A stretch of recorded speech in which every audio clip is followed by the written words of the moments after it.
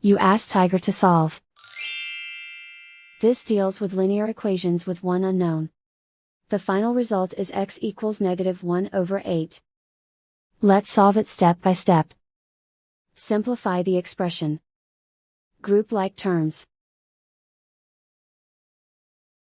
Simplify the arithmetic. Group all constants on the right side of the equation. Add 1 to both sides. Simplify the arithmetic.